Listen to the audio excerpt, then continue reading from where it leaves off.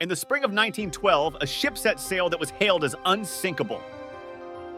A marvel of human engineering, the Titanic was a symbol of progress, luxury, and the indomitable spirit of the age.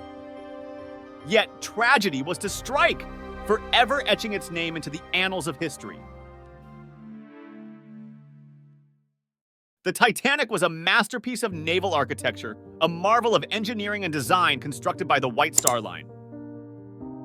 It took 3 years and over 15,000 workers to complete this floating palace. At 882 feet long, it was the largest ship ever built. Its owners boasted it was virtually unsinkable, divided into 16 watertight compartments. First-class passengers enjoyed a lifestyle of unparalleled luxury, while even the third-class accommodations were considered superior to those on other ships. The world was captivated by this floating palace. It had advanced safety features, including watertight compartments and remotely activated watertight doors. Life on the Titanic was the height of luxury for those in first class. The ship boasted a swimming pool, gymnasium, libraries, high-class restaurants, and opulent cabins. Among the passengers were famous figures such as John Jacob Astor IV, one of the richest men in the world, and Molly Brown, who would later earn the nickname the Unsinkable Molly Brown.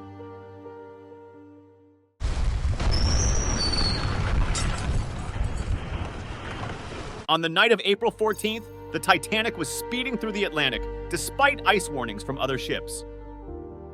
At 11:40 p.m., lookout Frederick Fleet spotted an iceberg directly ahead. The crew attempted to maneuver the ship, but it was too late. Fleet rang the warning bell 3 times and telephoned the bridge, shouting, "Iceberg right ahead!" First Officer William Murdoch ordered the ship to turn hard a starboard and the engines to be reversed, but it was too late. The starboard side of the Titanic scraped along the iceberg, puncturing its hull and breaching 6 of its 16 watertight compartments. The design of the Titanic featured watertight compartments intended to keep it afloat, even if 4 compartments were flooded. However, the iceberg's damage exceeded this safety threshold. As water poured into the breached compartments, the bow of the Titanic began to sink, lifting the stern out of the water. As the ship started to list and the bow continued to sink, it became clear that the Titanic was doomed. Captain Edward Smith and his officers began to organize the evacuation. Distress signals were sent out, but the closest ship, the RMS Carpathia, was over 4 hours away. Panic set in as the reality of the situation dawned on the passengers and crew. There were 20 lifeboats on the Titanic, which was enough for only about half of those on board. The first lifeboats were launched with many seats empty, as passengers hesitated to leave the seemingly invincible Titanic. Around 2:20 a.m., after nearly 3 hours of taking on water, the Titanic's lights flickered and then went out. The ship broke in two, and the stern rose almost vertically before sinking into the icy depths. Over 1,500 people were left in the freezing waters, clinging to debris or life vests, as the few lifeboats that had been launched to capacity drifted away. The unsinkable Titanic was sinking.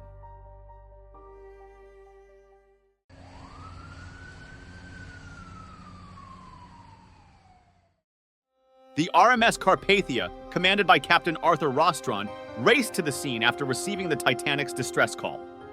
Arriving at approximately 4 a.m., the Carpathia found a sea of icebergs and the few lifeboats that had survived the night. Over the next several hours, the Carpathia's crew pulled more than 700 survivors from the lifeboats.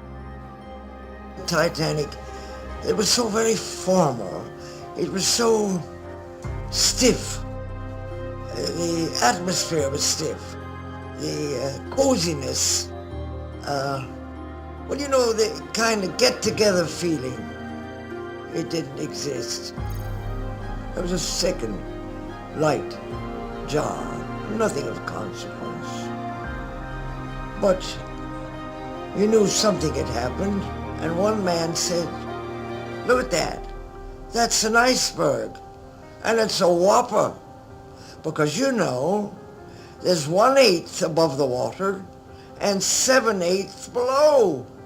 And this blooming thing's all the way over the top of it. As the ship went down, that is a ghastly, horrible lie. The myth of the unsinkable Titanic has persisted for over a century.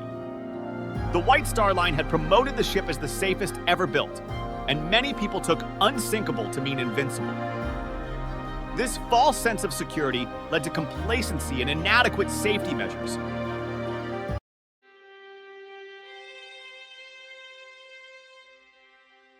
The sinking of the Titanic sent shockwaves around the world. The loss of over 1,500 lives was a devastating blow. Public outrage over the disaster led to stricter safety regulations for ships. The wreck of the Titanic, discovered decades later, became a haunting reminder of the tragedy. The International Convention for the Safety of Life at Sea, SOLAS, was established in 1914. This set new standards for lifeboat capacity, emergency communication, and ice patrol services.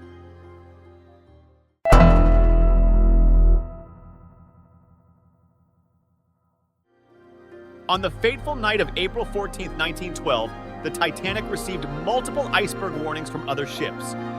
However, these warnings were not taken seriously enough. Was it overconfidence, miscommunication, or sheer negligence that led to this disregard? And why were the lookouts not equipped with binoculars? As the Titanic sank, distress rockets were fired into the night sky. Some survivors reported seeing a mysterious ship on the horizon, its lights flickering. This ship, believed to be the SS Californian, did not come to Titanic's aid. Why did it remain idle? Was it a case of mistaken identity or something more sinister? Captain Edward Smith, an experienced mariner, made several controversial decisions that night. Why did he maintain near maximum speed despite iceberg warnings? And why did he order a hard turn instead of a head-on collision with the iceberg, which might have caused less damage? Was he pressured by the White Star Line to set a record crossing time? J. Bruce Ismay, the chairman of the White Star Line, was on board the Titanic. Did he influence Captain Smith's decisions? Ismay survived the sinking by boarding one of the lifeboats, a decision that haunted him for the rest of his life. Was his presence a factor in the ship's fate?